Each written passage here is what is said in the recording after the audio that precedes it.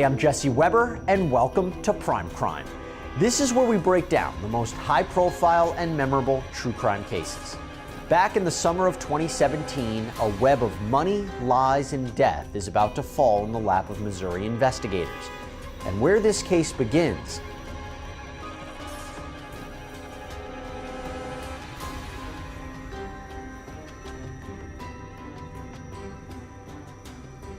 to imagine how intense / bizarre this scene was. I understand you have an anaconda. Where's it at? I know it's difficult right now, but we need to make sure nobody else gets hurt. What is this? They spell snakes. Eating people in the world of snakes, specifically breeding snakes. And he had a building that was just stuffed with these things. There's nothing. Something got him. The paramedic said there's a bite mark on it, so watch your ass.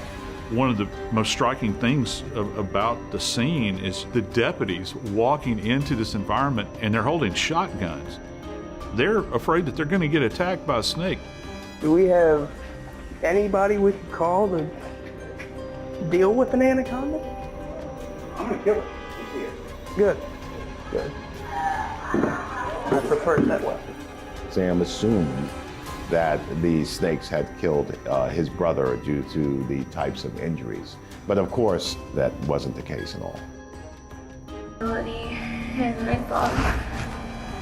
I saw him laying on the ground. There was a lot of blood, and I called Sam. I took a polygraph. I was at work when he was murdered. It wasn't hard to disprove me. Do you know what happened tonight? I don't. Do you have any questions for us? What happened?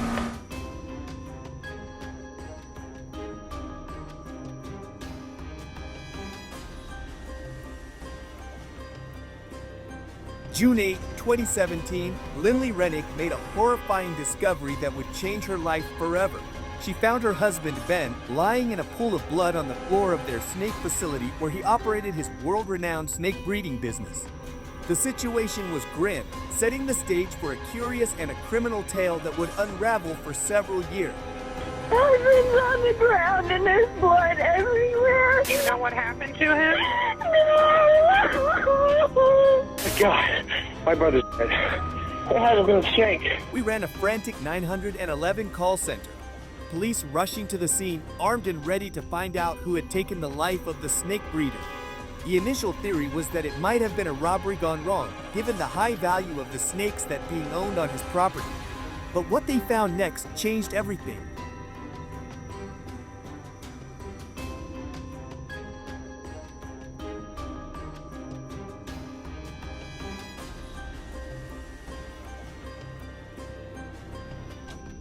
A snake attack, and so whenever I entered there, we came to the body. I removed the sheet from the foot to the head and then observed the body.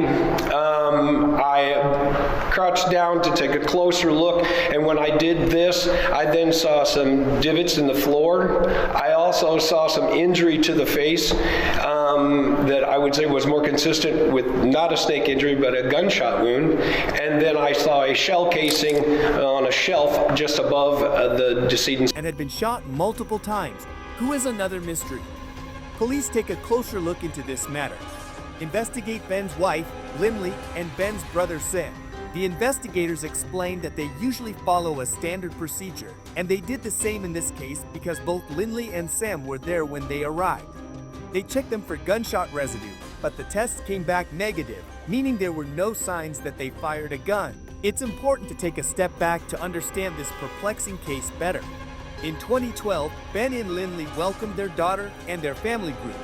Lindley, with a background in massage therapy, quit her profession to support Ben full-time in his snake business. They worked together for years until Lindley opened her spa in 2016, known as the Cynthia Spa. A source of pride and happiness for the Renwicks seemed to live the dream, a successful marriage, and multiple successful businesses. The evening of June 8, 2017 had been planned meticulously. Ben was supposed to pick up their children from school. A babysitter was scheduled to come over, and Lily and Ben had looked forward to a date night, which, as we know, never happened. After a few days, as the police dived deeper into the murder investigation, they stumbled upon a series of text messages on Lily Renick's phone that revealed a startling secret. Lily had been involved in multiple extramarital affairs, including one with a man named Brandon Blackwell. Lindley's spa manager Ashley Shaw also confirmed the existence of these affairs. You know Eric Berger at the time? Through the spa, yes. Okay. And were you aware of whether he and Lindley were engaged in an extramarital affair? Yes. And who told you about that? Lindley told me about it.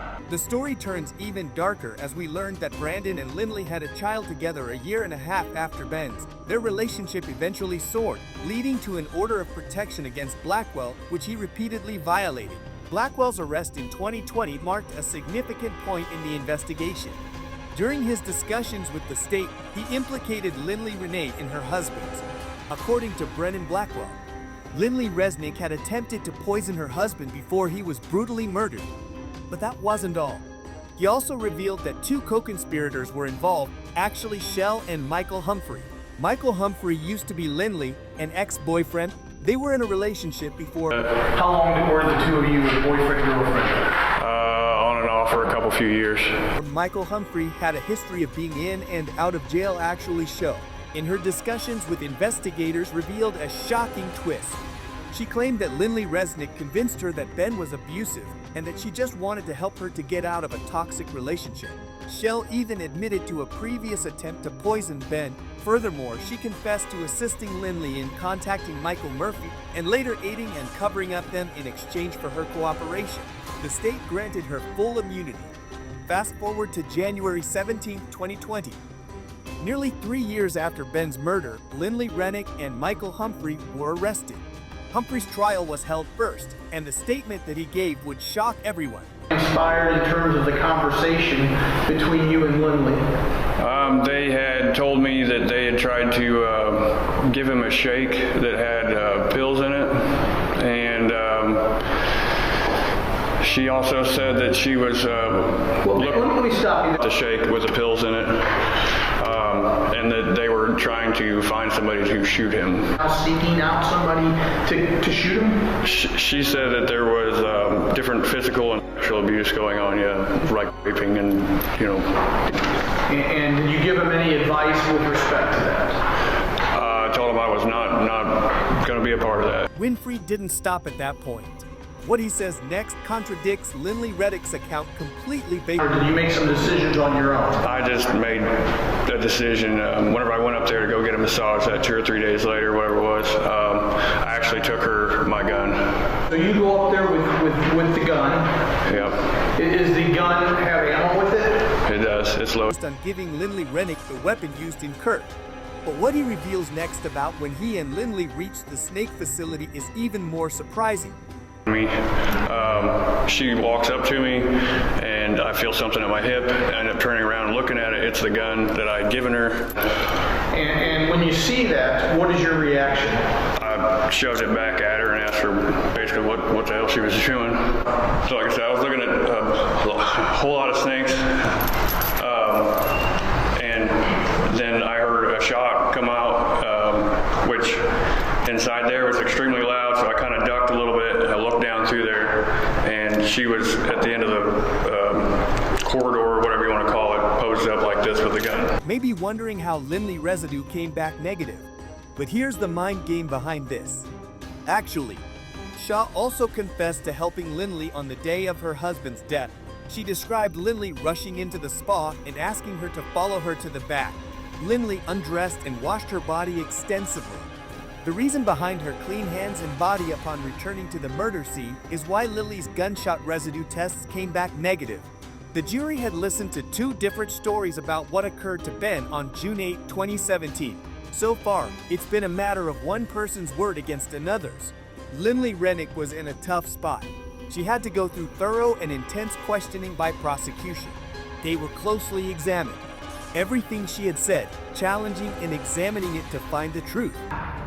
Who had $1 million life insurance policy on their head? Ben.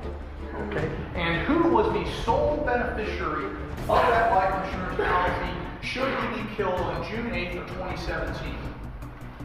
I believe me. Back in the past, since the spa was struggling financially, Lily needed to catch up on many payments.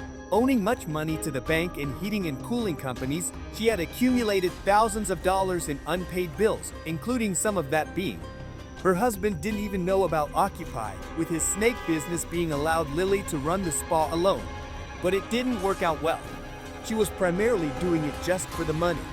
After a thorough investigation, Lindley was sentenced to 16 years in prison, bringing this chapter of the story to a close.